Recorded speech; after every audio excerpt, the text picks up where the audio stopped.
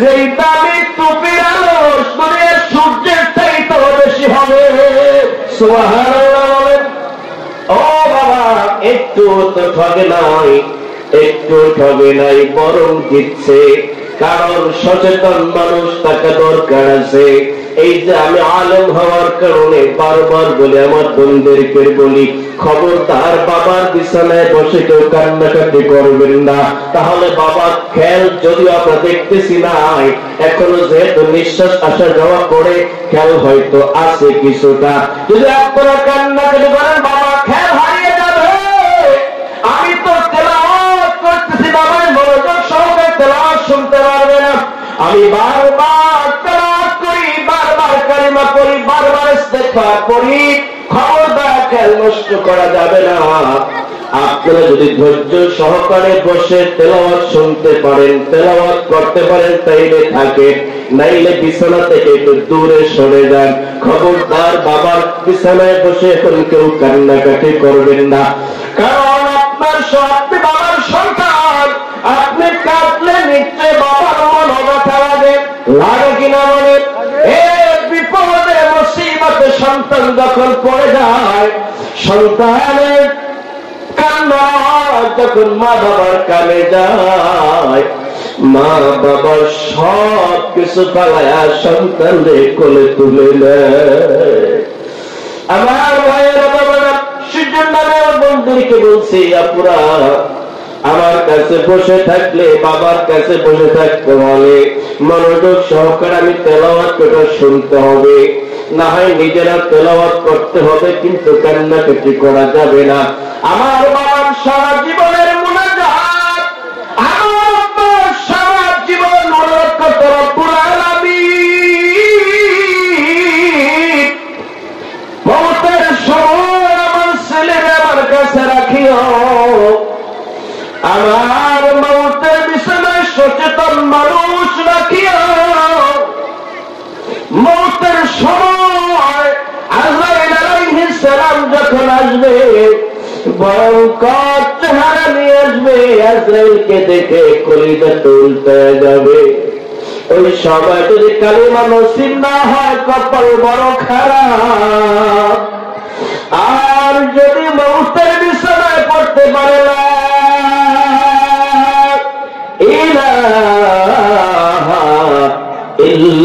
ইল্লাল্লাহু মুহাম্মাদুর রাসূলুল্লাহ। সারাটা দিন কালিমার তালিম দিয়েছি, ইস্তিগফারের তালিম দিয়েছি, কোরআনে কারীম তেলাওয়াতের তালিম দিয়েছি। আসছি বলে একটা ঘন্টা আমি আসর বলে আসছি, আমার বন্ধুদেরকে বলছি, পুরা একটা ঘন্টা বাবার তোমাদের হাতে রেখে গেলাম। একটা ঘন্টার জন্য বাবার তোমাদের হাতে রেখে গেলাম। খবরদার বাহিরের কোন কথা বলা যাবে না, অতিরিক্ত কোন আলোচনা করা যাবে না। যারাই থাকবা সারা সময়টা ইস্তিগফার পড়বা, এমন আওয়াজে পড়বা বাবা যেন নিজের কানে শুনতে পায়। দরুদ শরীফ পড়বা, এমন আওয়াজে পড়বা বাবা যেন কানে শুনতে পায়। ইয়াসিন তেলাওয়াত করবা, এমন আওয়াজে করবা বাবা যেন তেলাওয়াত শুনতে পায়।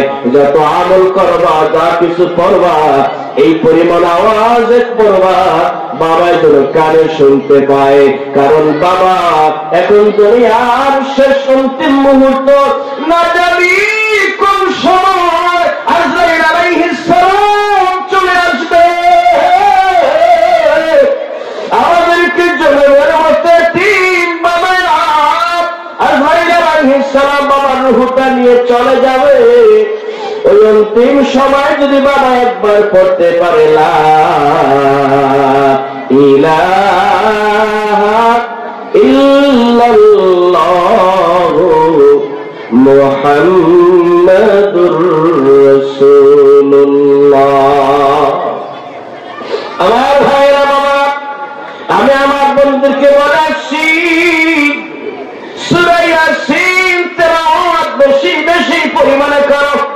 কারণ আমি আলেম হাদিসে পড়েছি, আল্লাহ রাসূল বলেছেন, মুমূর্ষ ব্যক্তির মাথার কাছে মসজিদে বসে যদি সূরা ইয়াসিন তেলাওয়াত করা হয়, তেলাওয়াতের বরকতে আল্লাহ মৃত্যুর যন্ত্রণা আসান করে দেয়।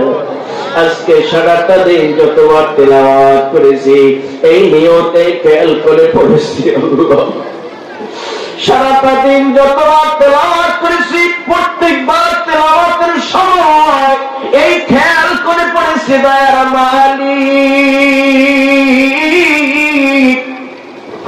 সারাটা জীবন ভরে যত জায়গায় বয়ান করলাম, মানুষের কাছে এই বয়ানটা অনেক সময় করেছি।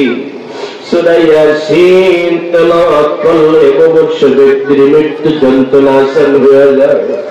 ও দয়ার আল্লাহ, জীবনে এই বয়ান কত করেছি, আজকে আমার বাবার মৃত্যুর শয্যায় বসে সূরা ইয়াসিন তেলাওয়াত করছি। রব্বুল আলামিন সূরা ইয়াসিনের বদৌলতে বাবার মৃত্যু যন্ত্রণা আসান করে দিও। আমার বয়ানের বাস্তবায়ন দেখতে চাই, সেজন্য আপনাদের কাছে দোয়া চাই। দোয়া করেন আল্লাহ যদি বাবার হায়াত থাকে তাইলে যেন সুস্থ বানিয়ে দেয়, আর যদি হায়াত না থাকে আল্লাহ পরিবারের সাথে মৃত্যুবরণ করার তৌফিক দেয়। ধরে বলেন আমিন। সময় কিন্তু বেশি নাই, নিঃশ্বাসের কিন্তু বিশ্বাস নাই। এই যে আমি রুহুল আমিন সাইফি বয়ান করার জন্য আসছি, বাবার মৃত্যুর শয্যায় শুয়ে রেখে আপনাদের এখানে বয়ান করার জন্য আসছি। বাসায় বলে আসছি 1 ঘন্টার জন্য যাচ্ছি, কিন্তু এই গ্যারান্টি তো আমার নাই। 1 ঘন্টা বয়ান শেষে আবার বাড়িতে নিরাপদে পৌঁছতে পারবে এই গ্যারান্টি কিন্তু আমার নাই। নাই, এই গ্যারান্টি তো আমার নাই। ও বাবা, চাঁদপুরের ঘটনা, কোন এক আল্লাহর বান্দার সন্তান, 2টা সন্তান পুকুরের মধ্যে পড়ে পানিতে ডুবে মারা গেছে। বাবার খবর শোনার পর সন্তানের জানাজায় শরীক হওয়ার রওনা দিয়েছে, মোটর সাইকেলে রওনা দিয়েছে। প্রতিমধ্যে মোটর সাইকেল অ্যাক্সিডেন্ট করে বাবারও মারা গেছে। বাবা যদি জানতো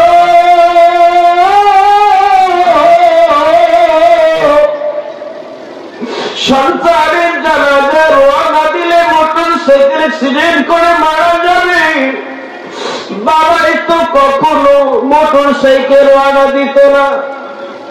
বাবাই তো যাবে না, বাবার হায়াত বুড়িয়ে গেছে, আমিও তো জানি না 1 ঘন্টা হায়াত আমার আছে কিনা। আল্লাহ নবী হযরত আলী রাদিয়াল্লাহু তাআলা আনহুকে বলেন,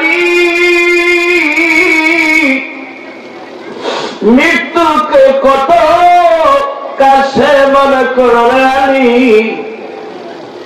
হযরত আলী রাদিয়াল্লাহু তাআলা আনহু বলেন, ইয়া রাসূলুল্লাহ, ইয়া হাবিবাল্লাহ, নবী গো,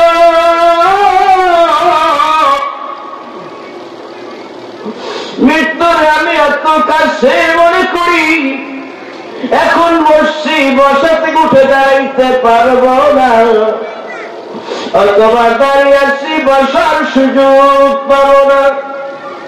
রাসূল কয়, রে না না না, মৃত্যু এত দূরে দাঁড়ালি, মৃত্যু আরো কাছে। নামাজের ডান দিকে সালাম ফিরাইছো, বাম দিকে সালাম ফেরানোর সুযোগ পাইবা না।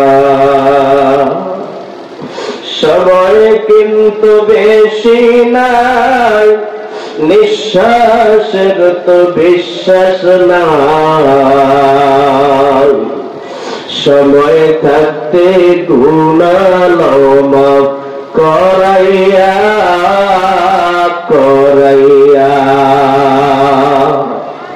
এই হইল ভাই দুনিয়া, কেউ তো কারো আপন না, আল্লাহ সারা আরো তো আপন পাইবা না, পাইবা না। ও বাবা, মাহফিল আসছে, মাহফিল আইসা বসে, মাহফিল মোনাজাত শেষ হওয়া পর্যন্ত বসে থাকবেন। এটা জান্নাতের বাগান। এই মাদ্রাসার দিকে খেয়াল রাখবেন, ছেলে মেয়ে মাদ্রাসায় পড়তে দিবেন। যাদের ছেলে মেয়ে বড় হয়ে গেছে, নাতি নাতনি মাদ্রাসায় পড়তে দিবেন।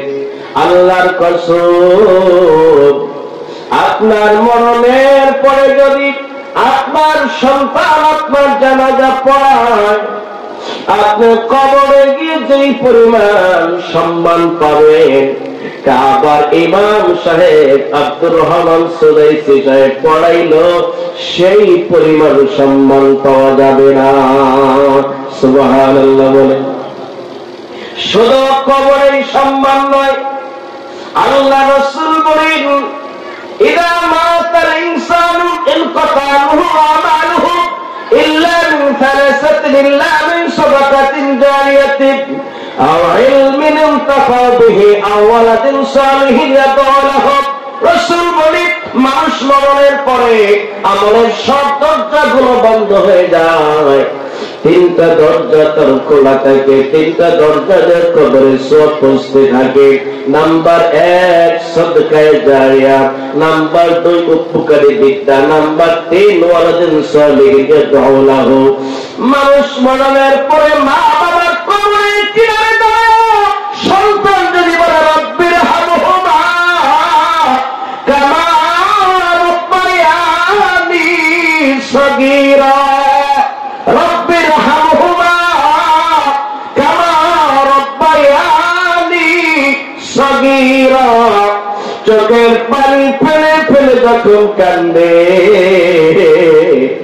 আমার আল্লাহ কবর আযাব দান করে ফেরেশতাদেরকে বলে, ও ফেরেশতারা রে, এই মুহূর্তে কবর জান্নাতের বাগান বানাইয়া দাও।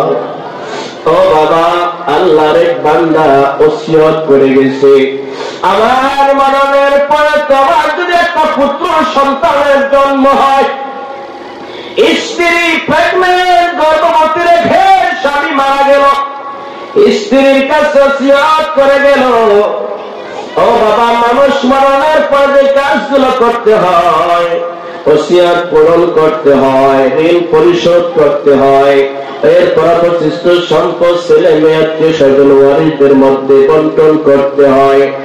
এবার আল্লাহর বান্দা ইন্তেকালের ওসিয়ত করে গেছি, এ বিবিগণ, আমার মরণের পরে তোমার একটা পুত্র সন্তান জন্ম হয়, ওই ছেলেটাকে মাদ্রাসায় ভর্তি করে দিও।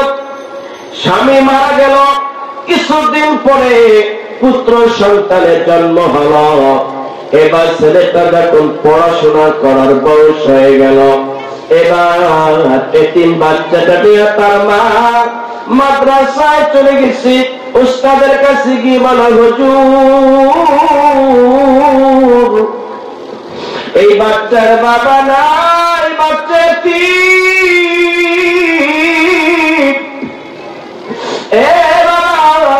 আজকে এই তো বাড়ি থেকে আসার সময় মোটর সাইকেল চালাইতেছি, আর নিজের মনকে বলতেছি, রে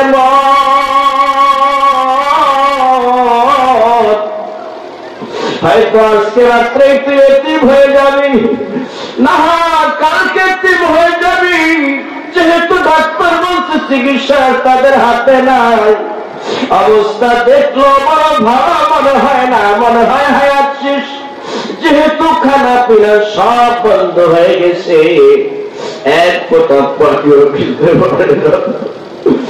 গতকাল রাতে আপনার জন্য ওষুধ কিনে নিয়েছি, মাত্র একবার ওষুধ খাইতে পারছি, সারাটা রাত চলে গেছে, বাবার ওষুধ খাওয়ার সুযোগ পাইয়া মুখে সিরাপ দিল, বাবাই গিলতে পারে না।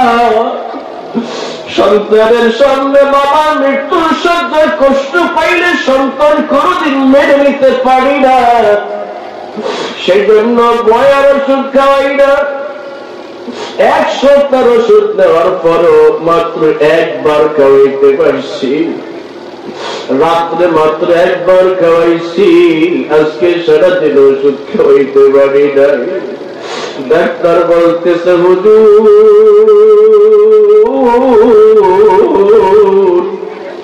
আমাদের হাতে আর কোন মেডিসিন নাই, ওষুধ নাই, দোয়া করতে থাকে। ও বাবা, হয়তো রোজার সেই অল্প সময়ের মধ্যে এতিম হয়ে যাব, হয়তো আগামীকালকে যদি কোথায় বয়ান করে লাগে আমি বলবো আমি এখন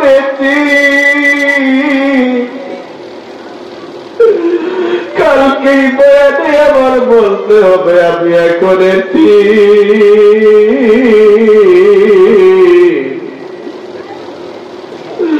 আমার বাবা আমার ঠিক করে চলে যাবে।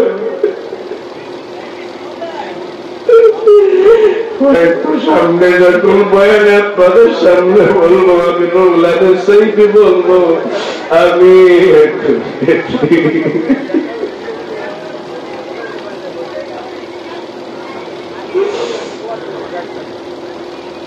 ছোট্ট বাচ্চারা ওর মা মাদ্রাসায় নিয়ে গেছে, উস্তাদের কাছে গিয়ে বলে হুজুর আমার সন্তানটা বাবা হারাইছি, ওর বাবা নাই, মরণের আগে ওসিয়ত করে গেছে ওর জন্য মাদ্রাসায় পড়াই। বাবার ওসিয়ত পালন করার জন্য সন্তানটাকে নিয়ে আসছি, ওর মাদ্রাসায় ভর্তি করে দেয়। ওস্তাদ মাদ্রাসায় ভর্তি করার পরে প্রথম সবক দিল বাবা পড়ো বিসমিল্লাহির রহমানির রহিম। ও বাবা, বিসমিল্লাহর মধ্যে আল্লাহ রাব্বুল আলামিনের 2টা সিফাতি নাম আছে, একটি হলো রহমান আর একটি হলো রহিম। ছোট্ট বাচ্চা আমল নামার কোন গুণ নাই, নবীদের একটা গুণ ছোট্ট নাম অনেক বাচ্চাদের মধ্যে থাকে। নবীরা বেগুনা মাসুম, ছোট্ট বাচ্চাদের আমল নামায় কোন গুণ নাই, ওরাও বেগুনা মাসুম। ছোট্ট বাচ্চা জীবনের প্রথম দিন মাদ্রাসায় ভর্তি হওয়ার পর যখন বলছে বিসমিল্লাহির রহমানির রহিম, ওই বাচ্চার বাবার কবরে নিজের আমলের কারণে আযাব চলতেছিল। আবার আল্লাহ ফেরেশতাকে ডেকে বলে ফেরেশতারা রে, এই তাকে দেখো আমার বান্দা একটা এতিম ছেলে, বেগুনা মাসুম, পবিত্র মুখ, এখনো ওর মুখ পবিত্র হয় নাই, এখনো পর্যন্ত মুখ দিয়ে কাউকে গালি দেয় নাই, মুখে এখনো মিথ্যা কথা বলে নাই, মুখ দিয়ে কাউকে কষ্ট দেয় নাই, মুখের দ্বারা কোনো গুনাহ হয় নাই। ছোট্ট বাচ্চা পবিত্র মুখে আমি আল্লাহ পবিত্র নাম রহমান রহিম উচ্চারণ করেছে। আমি আল্লাহ রহমান, আমি আল্লাহ রহিম। বাচ্চা বলছে আমি রহমান, বাচ্চায় কচি কণ্ঠে আমার প্রশংসা করে বলছে আমি হলাম রহমান, আমি হলাম রহিম। এখন যদি বাবার কবরে আযাব থাকে, আমি আল্লাহর সিফাতি নাম রহমান রহিমের পুঁজি পজিশন টিকে না। এ ফেরেশতারা রে, আমার রহমান রহিম নামের উসিলায় এই বাচ্চার কবরের আযাব বন্ধ করে দাও। বাচ্চার বাবার কবর এই মুহূর্তে জান্নাতের বাগান বানিয়ে দাও। আর একটু জোরে বলে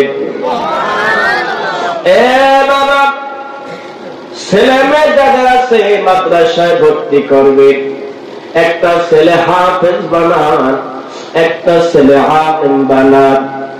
এই যে আমার মঞ্চে বসা আছে অনেকে, এদের সন্তানেরা আলেম, একটু ঠকে নাই বাবা। আর কি প্রমাণ চান? আমি রুহুল আমিন সাইফি আপনাদের সামনে কথা বলি, আমার বাবার কপাল কত ভালো, আমার বাবার নসিব কত ভালো। আমার বাবার সন্তান আমি ওয়াজ করতে পারি, জুমার মসজিদে বয়ান করতে পারি, খুলনা বাজার কেন্দ্রীয় মসজিদ ইমামতি করি, মাদ্রাসায় পড়াই। ও বাবা, যারা যা পড়াইতে পারবো, বাবার মাথার কিনারে বসে বসে ইস্তিগফার দুরূদ শরীফ তওবা করতেছি। আর কি চান? মরণের পরে আপনার সন্তান আপনার জানাজা পড়াইতে পারে, মরণের পর সন্তান যেন আপনার মাথার কিনারে বসে কোরআন কারীমের তেলাওয়াত করে শোনাইতে পারে। মরণের পরে সন্তান যেন কবরের কাছে দাঁড়ায় রব্বিরহামহুমা কামা রব্বায়ানি সগীরা, রব্বিরহামহুমা কামা রব্বায়ানি সগীরা। এই দোয়া যেন করতে পারে। দোয়া করলে লাভটা কি হবে? দোয়ার বদৌলতে আপনার কবর আল্লাহ জান্নাতের বাগান বানাইয়া দিবে। ও বাবা, তালিবুল ইলমের কত দাম!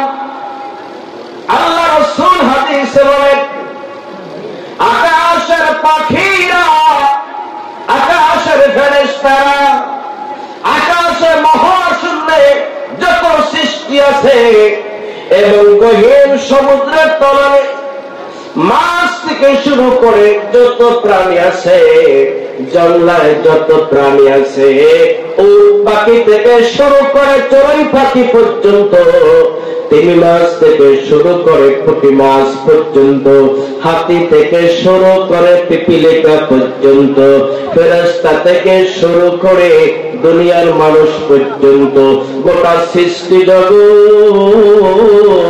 তালিবুল ইলমের জন্য আল্লাহর কাছে মাগফিরাত কামনা করে। আরো জোরে বলেন সুবহানাল্লাহ। এ বাবা, ইমাম গাজ্জালী রাহমাতুল্লাহি আলাইহি নাম নিশ্চয় আপনাদের অনেকের জানা আছে। ইমাম গাজ্জালী রাহমাতুল্লাহি আলাইহি ছাত্র মানুষ, ছাত্র বয়সী মাদ্রাসায় রওনা দিল। হঠাৎ পথের মধ্যে দেখে কতগুলো সোনালী রঙের পাখিরা উড়ে এসে গাজ্জালীর পায়ের নিচে পাখা বিছায়া দিতেছে। ইমাম গাজ্জালী রাহমাতুল্লাহি আলাইহি বলেন, আমার খুব মায়া লাগলো, আমি পাখিগুলোরে ধরে ধরে সরায়া দেই, উঠায়া দেই, সরায়া দেই, তাড়ায়া দেই, কিন্তু পাখিগুলো যায় না। আবার উড়ে এসে আমার পায়ের নিচে ডানা বিছায়া দেয়, আবার ধরে সরায়া দেয়, আবার এসে ডানা বিছায়া দেয়, আর নীরব ভাষায় কিচিরি মিচিরি করে বলে, গাজ্জালী রে,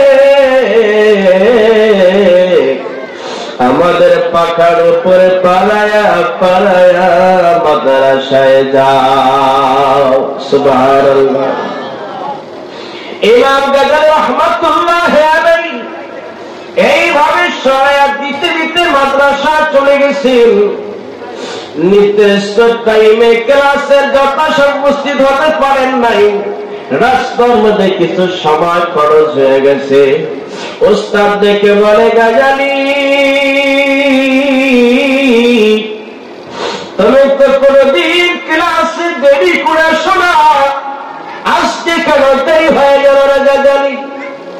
ইমাম গাজালি রহমাতুল্লাহ আলাইহি ওস্তাদকে বলে, ওস্তাদ জি বাসা থেকে যথাসময় রওনা দিয়েছি, পথের মধ্যে ঘটনা ঘটে গেছে, পাখিরা উড়ে এসে আমার পায়ের নিচে পাখা বিছায় দেয়, আর ডেকে ডেকে বলে, গাজালি রে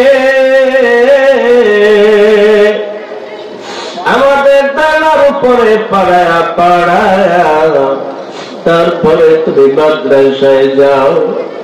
ওস্তাদ দেখে বলে, গাজালি রে হাদিস শরীফে পড়েছি আল্লাহর নূরের তৈরি ফেরেশতারা তালিবুল ইলমের পায়ের নিচে পাখা বিছায় দেয়। আজকে তোমার মাধ্যমে প্রমাণ পেয়ে গেলাম, ও গাজালি রে ওইগুলা দুনিয়াবি কোন পাখি না, ওইগুলো আল্লাহর রহমতি ফেরেশতা। মাদ্রাসা হায় বাগে জান্নাত, মুআল্লিম হায় মিসলে গুল, শহদুসমে ইলমে দিন হায় তালিবু হায় বুলবুল, তলাবারা চেখা বস্তু চে আরাম, তলাবারা চেখা বস্তু চে আরাম, हमेशा दर कुतुब बेने दिल आराम। ছাত্র গাজালির মতো হওয়া লাগবে, ছাত্র গাজালির মতো হওয়া লাগবে। ছাত্র যদি মাদ্রাসায় ফেরার পথে মোবাইলে ফেসবুক চালায়, এই ছাত্রের পায়ের নিচে ফেরেশতা কখনো পাখা বিছায়া দিবে না। কথা বলেন ঠিক কিনা? ছাত্র হওয়া মানে গাজালির মতো। যদি সেই তামান্না নিয়ে ইলমের অর্জনের জন্য মাদ্রাসা সেবা করতে পারে, হাদিসে রাসূল বলেন তালিবুল ইলম যে রাস্তা দিয়ে আসা যাওয়া করে রাস্তার দুই পাশের কবর আযাব আল্লাহ পাক 40 দিন পর্যন্ত বন্ধ করে দেয়। সুবহানাল্লাহ বলে। ছাত্র হওয়া লাগবে সেই মানের ছাত্র।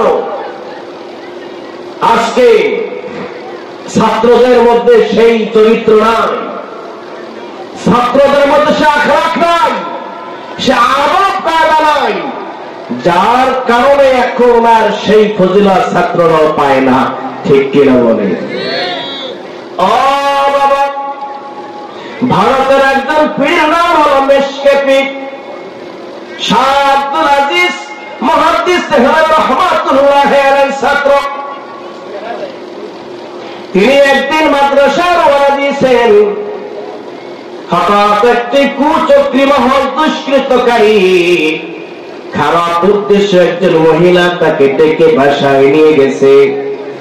বাসায় নিয়ে বলে, ও তালিবুল ইলম তোমার চেহারা বড় সুন্দর, মাঝে মধ্যে আমি তাকিয়ে থাকি ছোট্ট ছোট্ট ছেলেরা মাথার মধ্যে পাগড়ি, গায়ের মধ্যে জুব্বা পরে যখন রাস্তা দিয়ে লাইন করে করে হাঁটে, আমার কাছে দেখলে মনে হয় ফেরেশতারা হেঁটে যাচ্ছে। ঠিক কিনা বলে? ও বাবা, এবার তালিবুল ইলমকে ডেকে নিয়ে বলেন, আমি তোমাকে কোনো মাসআলা জিজ্ঞাসা করার জন্য ডাকি নাই, তাহলে কেন ডাকছে? বলে, তোমার সাথে খারাপ কাজ করার জন্য, জেনা করার জন্য ডাকছি। জোরে বলেন নাউজুবিল্লাহ। তাহলে বলে, আমি কোরআন পড়েছি, হাদিস পড়েছি, আমি তালিবুল ইলম, আমার দ্বারা অপকর্ম করা সম্ভব নয়। নষ্টা ভ্রষ্টা মহিলা ডেকে বলে, এ তালিবুল ইলম প্রস্তাবে রাজি হয়ে যাও, নাইলে অপমান শুরু হয়ে যাবে। আল্লাহ রাব্বুল আলামিন ছাত্রর মাথায় একটা বুদ্ধি ঢেলে দিলেন।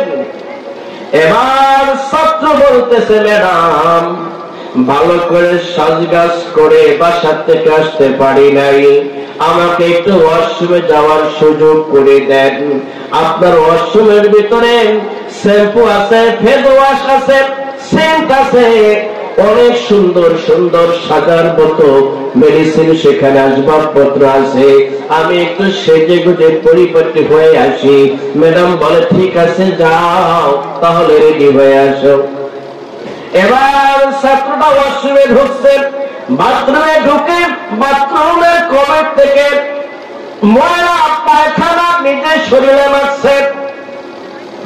এবার নিজের কাপড় চোপড় পোশাক নাপাক বানায়া, দুর্গন্ধ যুক্ত বানায়া এবার নষ্টা ভ্রষ্টা মহিলার সামনে আইসা দাঁড়ায় গেছে। নষ্টা ভ্রষ্টা বেয়াদব মহিলা, লম্পট মহিলা নাকে কাপড় দিয়ে বলে, চাকরানি রে, আনসোশাল অসামাজিক ছেলেরে তাড়ায় দাও। ভাবছিলাম মনে হয় মডার্ন হবে, না এখন দেখতেছি বড়ই নিকৃষ্ট, কিছুই তো বুঝে না, দাও তাড়ায় দাও। এবার ঘাড় ধাক্কা দিয়ে বাসার থেকে বের হয়ে দিয়েছি, বের করে দিয়েছে।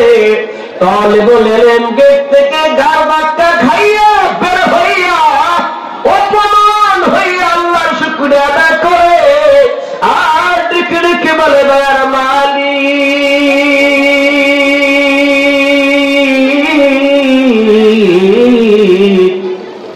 দুনিয়ায় বেইজ্জতি হয়েছি, কোন দুঃখ নাই, কিয়ামতের ময়দানে জিনাকারীর কাতারে দাঁড়াইতে হবে না। আমি আমার চরিত্র হিফাজত করতে পেরেছি, এই অপমান আমার কিছুই হবে না।